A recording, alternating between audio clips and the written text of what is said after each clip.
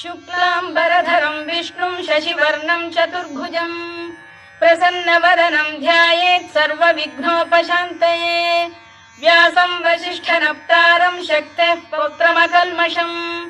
पराशरात्मजं वन्दे शुकतातं तपोनिधिं। व्यासाय विष्णुरूपाय व्यासरूपाय विष्णवे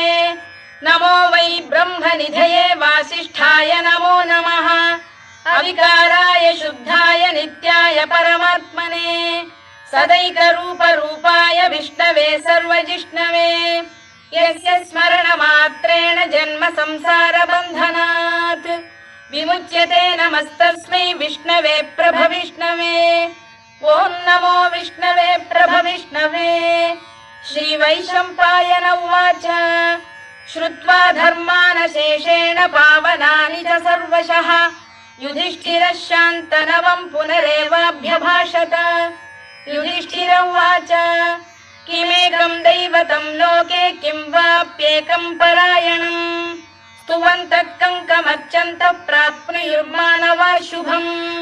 को धर्मः सर्वधर्माणां भवतः परमो मतः किं जपन्मुच्यते जन्तुर्जन्म संसारबन्धनात्। श्रीभीष्म उवाच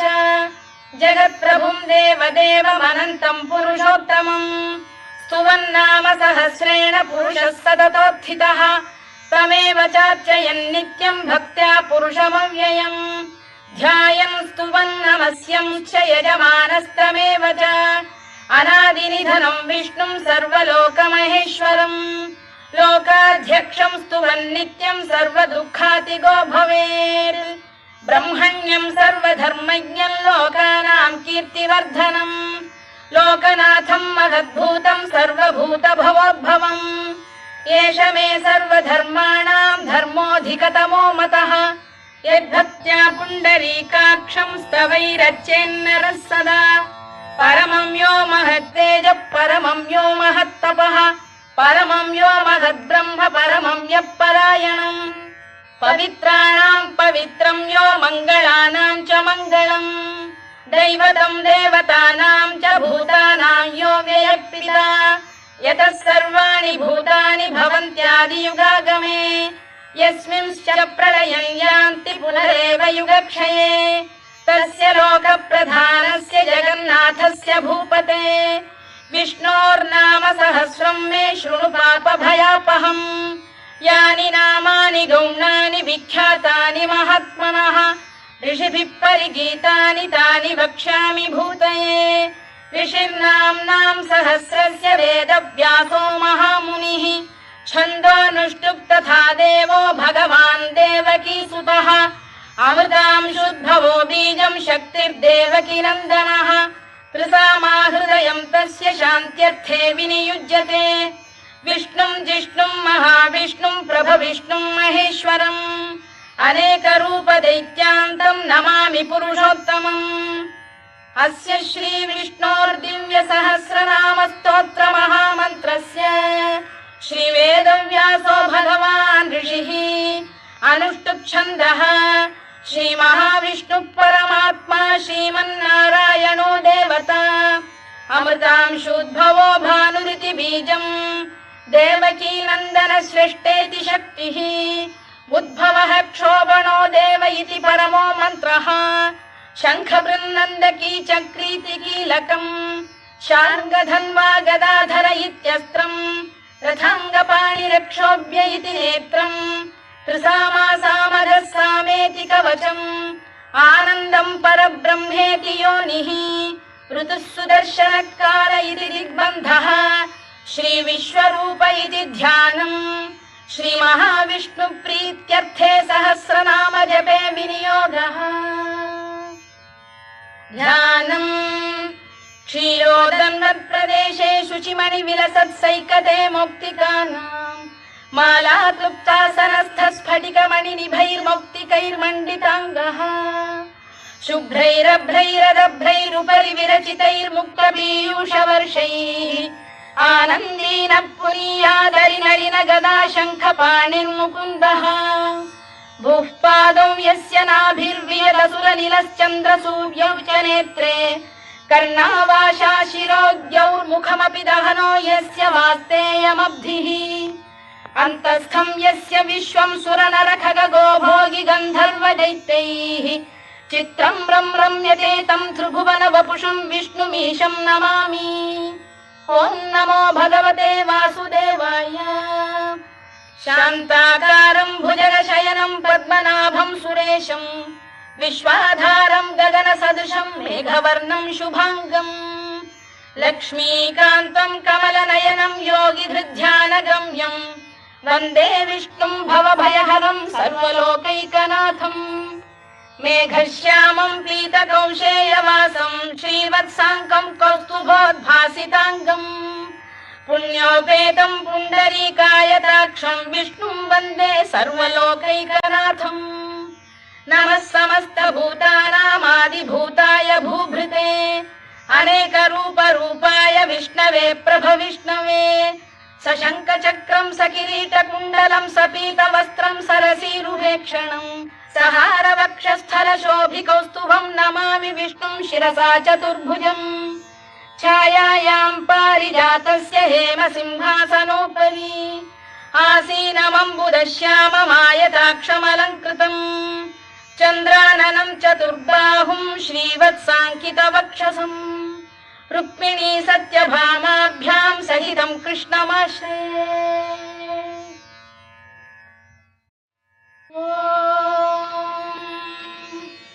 विश्वं विष्णुर्वषत्कारो भूतभव्य भवत्प्रभुः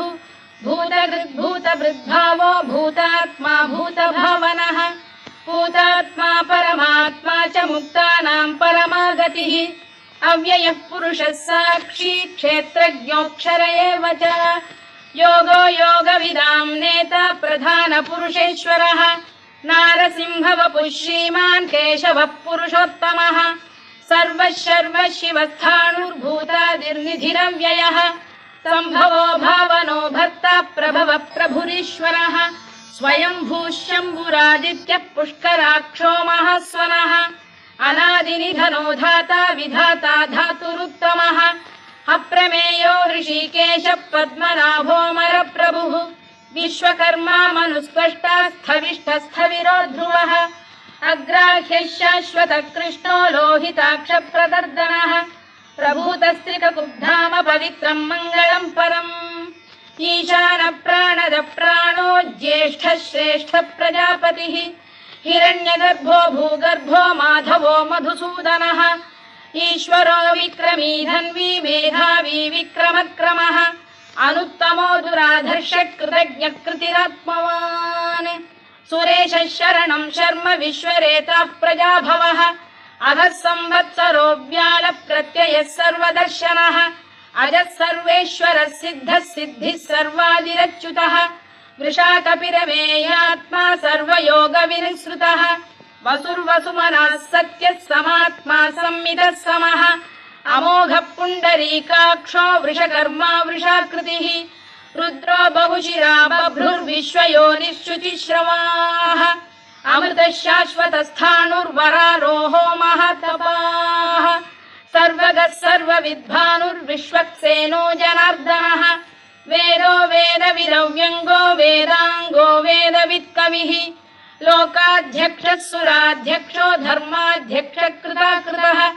चतुरात्मा चतुर्व्यूहश्चतुर्दंष्टश्चतुर्भुजः भ्राजिष्णुर्भोजनं भोक्ता सहिष्णुर्जगदादिजः अनघो विजयो जेता विश्वयोनिः पुनर्वसुः उपेन्द्रो वामनः प्रांशुरमोघः शुचिरूर्जितः अतीन्द्रः सङ्ग्रहः सर्गो धृतात्मा नियमो यमः वेद्यो वैद्यः सदा योगी वीरः माधवो मधुः अतीन्द्रियो महामायो महोत्साहो महाबलः महाबुद्धिर्महावीर्यो महाशक्तिर्महाद्युतिः अनिर्देश्य वपुः श्रीमान् अमे आत्मा महाधृधृत् महेश्वासो महीभर्ता श्रीनिवासः सताङ्गतिः अनिरुद्धः सुरानन्दो गोविन्दो गोविदाम्पतिः मरीचिर्दमनो हंसः सुपर्णो भुजगोत्तमः हिरण्यनाभः सुतपाः पद्मनाभः प्रजापतिः अमृत्युः सर्वदृक्सिंहः सन्धाता सन्धिमान् स्थिरः अजो दुर्मर्षणः शास्ता विश्रुतात्मा सुरारिः गुरुर्गुरुतमो धाम सत्यः सत्यपराक्रमः निमिषो निमिषस्रग्वी वाचस्पतिरुदारधीः अग्रणीर्ग्रामणी श्रीमान् न्यायो नेता समीरणः सहस्रमूर्धा विश्वात्मा सहस्राक्षः सहस्रपात् आवर्तनो निवृत्तात्मा संवृतः सम्प्रमर्दनः अधः संवर्तको वह्निरनिलो धरणीधरः सुप्रसाद प्रसन्नात्मा विश्वधृक् विश्वभुग्विभुः सत्कर्ता सत्कृतः साधुर्जह्नुर्नारायणो नरः असंख्येयो प्रमेयात्मा विशिष्टः शिष्टकृच्छुचिः सिद्धार्थः सिद्धसङ्कल्पः सिद्धिदः सिद्धिसाधनः वृषाही वृषभो विष्णुर्वृषपर्वा वृषोदरः वर्धनो वर्धमानश्च विविक्तः श्रुतिसागरः सुभुजो दुर्धरो वाग्मी महेन्द्रो वसुदो वसुः नैकरूपो बृहद्रूपः शिपिविष्टप्रकाशनः ओजस्तेजोद्युदिधर प्रकाशात्मा प्रतापनः वृद्धस्पष्टाक्षरो मन्त्रश्चन्द्रांशुर्भास्करद्युतिः अमृतांशुद्भवो भानुः शशबिन्दुः सुरेश्वरः औषधम् जगतः सेतुः सत्यधर्मपराक्रमः भूतभव्यभवन्नाथः पवनः पावनो नरः कामः कामकृत्कान्तः कामः कामप्रदप्रभुः युगादिकृद्युगावर्तो नैकमायो महाशनः अदृश्यो व्यक्तरूपश्च सहस्रजिदनन्तजित् इष्टो विशिष्टः शिष्टेष्टः शिखण्डी नघुषो वृषः क्रोधः क्रोधकृत्कर्ता विश्वबाहुर्महीधरः अच्युत प्रथितः प्राणदो वासवानुजः अपां निधिरधिष्ठानमप्रमत्त प्रतिष्ठितः स्कन्दधरो धुर्यो वरदो वायुवाहनः वासुदेवो बृहद्भानुरादिदेवः पुरन्दरः अशोकस्तारणस्तारः शूरः शौरिर्जनेश्वरः अनुकूलः शतावर्तः पद्मी पद्मनिभेक्षणः पद्मनाभोरविन्दाक्षः पद्मगर्भः शरीरभृत् महर्धिर्वृद्धो वृद्धात्मा महाक्षो गरुडध्वजः अतुलः शरभो भीमः समयज्ञो हविर्हरिः सर्वलक्षणलक्षण्यो लक्ष्मीवान् समितिञ्जयः विक्षरो रोहितो मार्गो हेतुर्दामोदरः सः महीधरो महाभागो वेगवानमिताशनः उद्भवः क्षोभणो देवः श्रीगर्भः परमेश्वरः करणं कारणं कर्ता विकर्ता गहनो गुहः व्यवसायो व्यवस्थानः संस्थानस्थानदो ध्रुवः परद्धिः परमस्पष्टः तुष्टः पुष्टः शुभेक्षणः रामो विरामो विरतो मार्गो नेयो नयोनयः वीरः शक्तिमतां श्रेष्ठो धर्मो धर्मविदुत्तमः वैकुण्ठः पुरुषः प्राणद प्रणवपृतुः हिरण्यगर्भः शत्रुघ्नो व्याप्तो वायुरधोक्षजः ऋतुः सुदर्शनकारः परमेष्ठी परिग्रहः उग्रः संवत्सरो दक्षो विश्रामो विश्वदक्षिणः विस्तारस्थावरस्थाणुः प्रमाणं बीजमव्ययम् अर्थोऽनर्थो महाकोशो महाभोगो महाधनः अनिर्विण्णस्थविष्ठो भूर्धर्मयूपो महामखः नक्षत्रनेमिर्नक्षत्री क्षमः क्षामः समीहनः यज्ञयुज्यो महेज्यश्च क्रतुः सत्रं सदां गतिः सर्वदर्शी विमुक्तात्मा सर्वज्ञो ज्ञानमुत्तमम् सुव्रतः सुमुखः सूक्ष्मः सुघोषः सुखदः सुहृद् मनोहरो जितक्रोधो वीरबाहुर्विदारणः स्वापनः स्ववशो व्यापी नैकात्मा नैककर्मकृत् वत्सरो वत्सी रत्नगर्भोधनेश्वरः धर्मकृद्धर्मी सदसक्षरमक्षरम् अविज्ञाता सहस्रांशुर्विधाता कृतलक्षणः गभस्तिनेमिः सप्तस्तः सिंहो भूतमहेश्वरः आदिदेवो महादेवो देवेशो देवभृद्गुरुः उत्तरो गोपतिर्गोप्ता ज्ञानगम्यः पुरातनः शरीरभूतभृद्भोक्ता कपीन्द्रो भूरि दक्षिणः सोमपोऽमृतपः सोमः पुरुजित् पुरुषत्तमः विनयो जयः सत्यसन्धो दाशार्हः सात्वतां पतिः जीवो विनयिता साक्षी मुकुन्दो मितविक्रमः अम्भोनिधिरनन्तात्मा महोदधिशयोऽन्तकः अजो महार्घ स्वाभाव्यो जितामित्रप्रमोदनः आनन्दो नन्दनो नन्दः सत्यधर्मात्रिविक्रमः महर्षि कपिलाचार्यः कृतज्ञो मेदिनीपतिः त्रिपदस्त्रिदशाध्यक्षो महाशृङ्गकृतान्तकृत् महावराहो गोविन्दः सुषेणः कनकाङ्गनी गुह्यो गभीरो गहनो गुप्तश्चक्रगदाधरः मेधास्वाङ्गो जितकृष्णो दृढः सङ्कर्षणोच्युतः वरुणो वारुणो वृक्षः पुष्कराक्षो महामनाः भगवान् भगहानन्दी वनमाली हलायुधः आदित्यो ज्योतिरादित्यः सहिष्णुर्गतिसत्तमः सुधन्वाखण्ड परशुर्दारुणो द्रविणप्रदः दिवस्पृक् सर्वदृग्व्यासो वाचस्पतिरयो निजः त्रिसामासामगः साम निर्वाणम् भेषजम् भिषज सन्न्यासकृच्छमशान्तो निष्ठा शान्तिः परायणम् शुभाङ्गः शान्तिदः स्रष्टा कुमुदः कुवलेशयः गोहितो गोपतिर्गोप्ता वृषभाक्षो वृषप्रियः अनिवर्ती निवृत्तात्मा संक्षेप्ताक्षेमकृत् शिवः श्रीवत्सवक्षः श्रीवासः श्रीपतिः श्रीमताम्बरः श्रीधः श्रीशः श्रीनिवासः श्रीनिधिः श्रीविभावनः श्रीधर श्रीकर श्रेयः श्रीमान् लोकत्रयाश्रयः स्वक्षः स्वङ्गः शतानन्दो नन्दिर्ज्योतिर्गणेश्वरः विजितात्मा विधेयात्मा सत्कीर्तिश्चिन्न संशयः उदीर्णः सर्वतश्चक्षुरनीशः शाश्वतः स्थिरः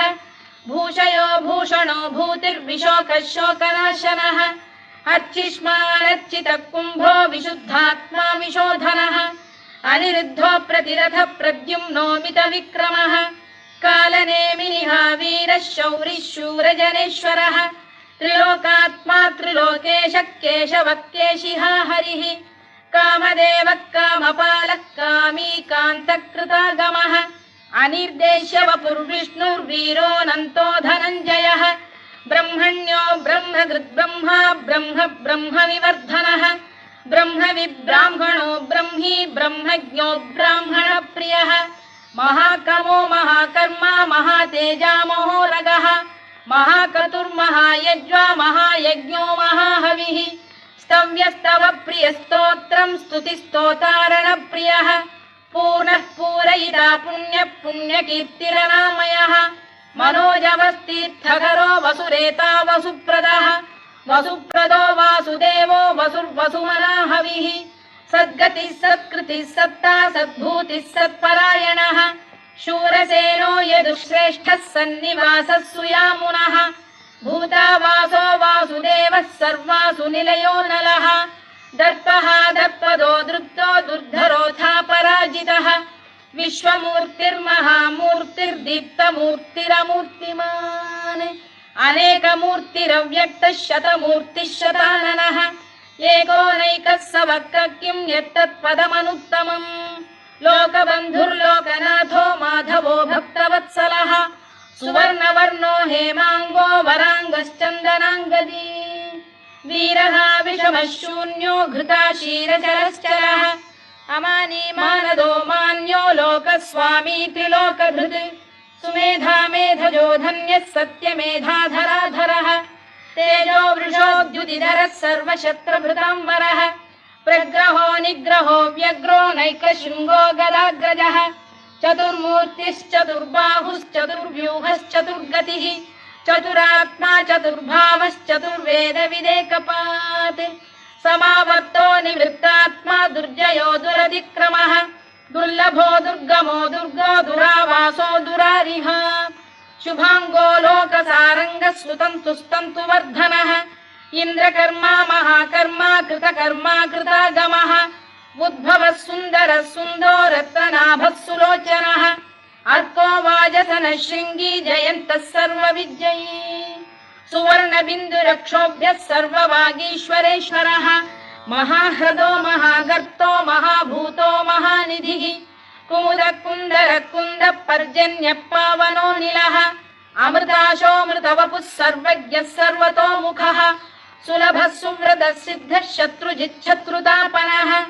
न्यग्रोधोदुम्बरोश्वत्तश्चाणूरान्ध्रैषूदनः सहस्रार्चिः सप्तजिह्वः सप्तैधा सप्तवाहनः अमूर्तिरनघोचिन्त्यो भयकृद्भयनाशनः अणुबृहत्कृशस्थूलो गुणभृन्निर्गुणो महान् अधृतस्वधृतस्वास्य प्राग्वंशो वंशवर्धनः धारभृत्कथितो योगी योगीशः सर्वकामदः आश्रमश्रमणः क्षामः सुपर्णो वायुवाहनः धनुर्धरो धनुर्वेदो दण्डो दमयिता दमः अपराजितः सर्वसहो नियन्ता नियमो यमः सत्त्ववान् सात्विकः सत्यः सत्यधर्मपरायणः अभिप्रायप्रियार्होरः प्रियकृत्प्रीतिवर्धनः विहाय सगदिर्ज्योतिः सुरुचिर्कुतभुग्विभुः रविर्विरोचनः सूर्यः सवितारविलोचनः अनन्तो हुतभुग्भोक्ता सुखदो नैकजोऽग्रजः अनिर्विण्णः सदामर्षी लोकाधिष्ठानमद्भुतः सनातनतमः कपिलः कपिरव्ययः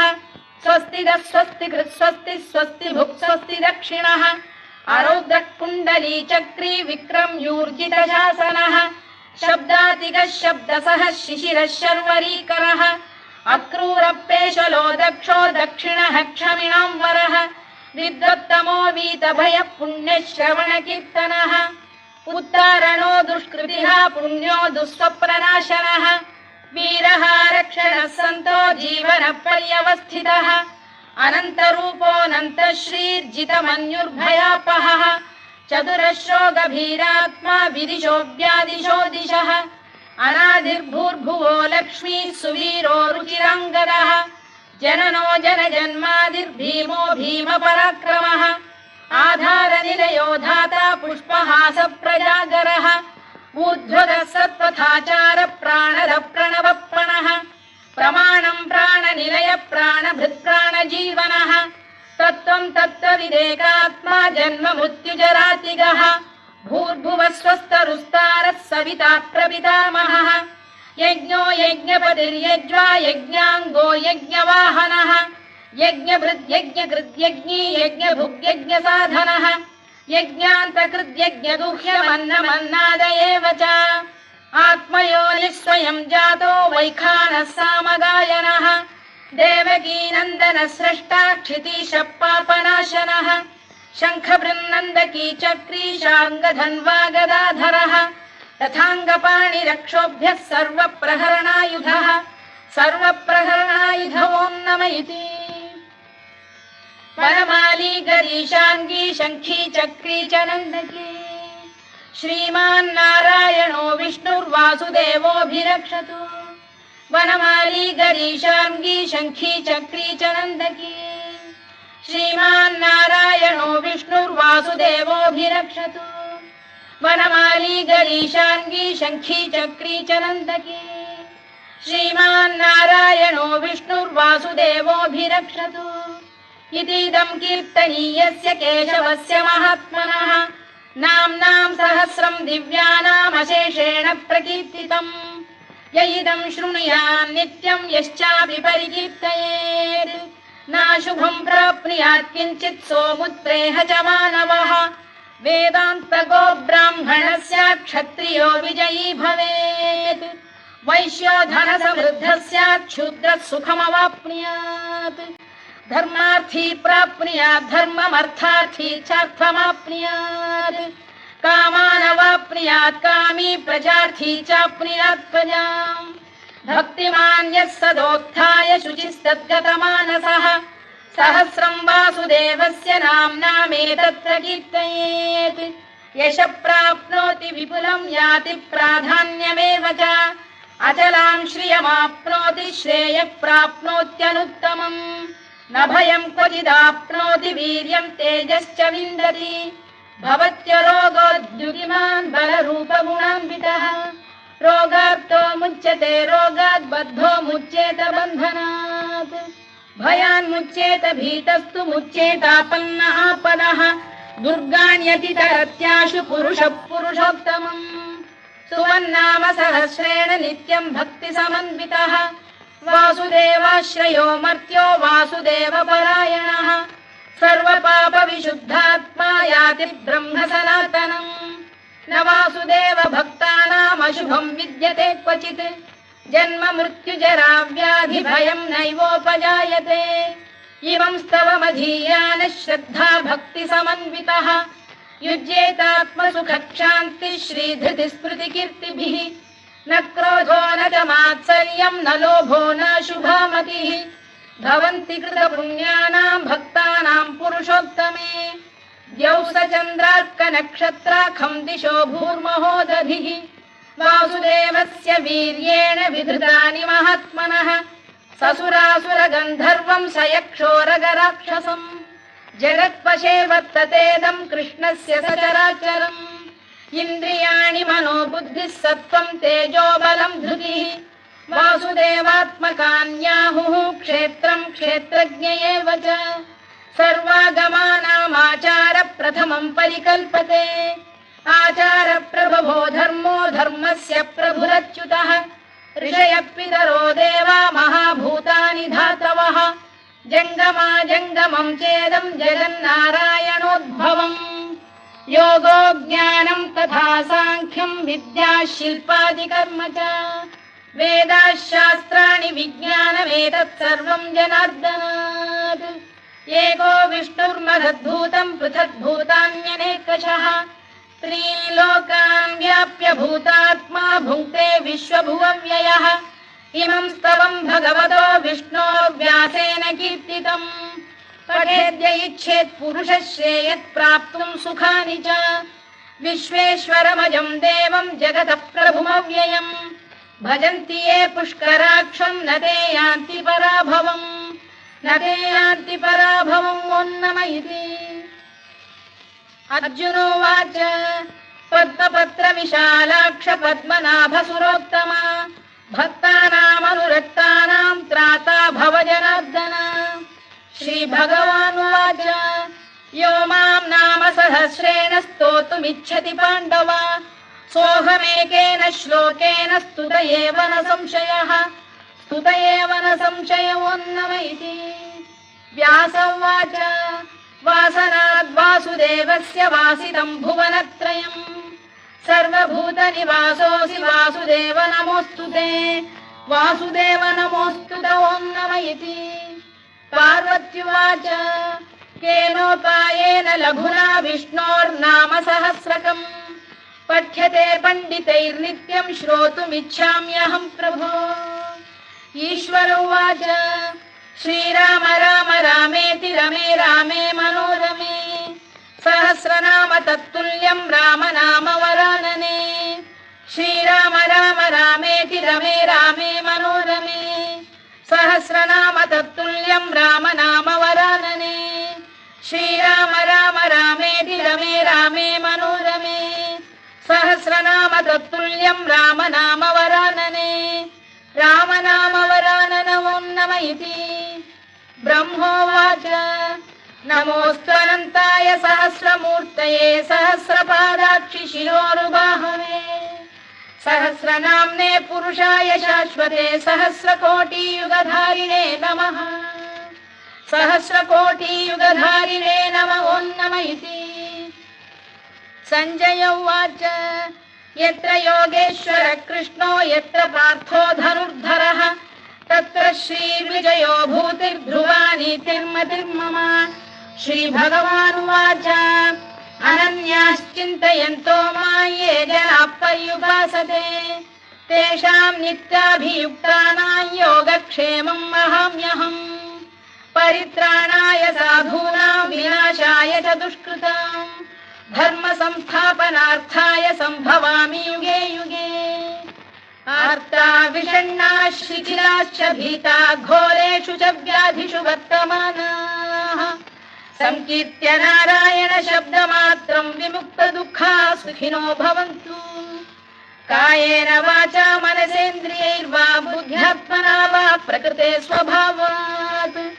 करोमि यद्यत् सकलं परस्मै नारायणायेति समर्पयामि।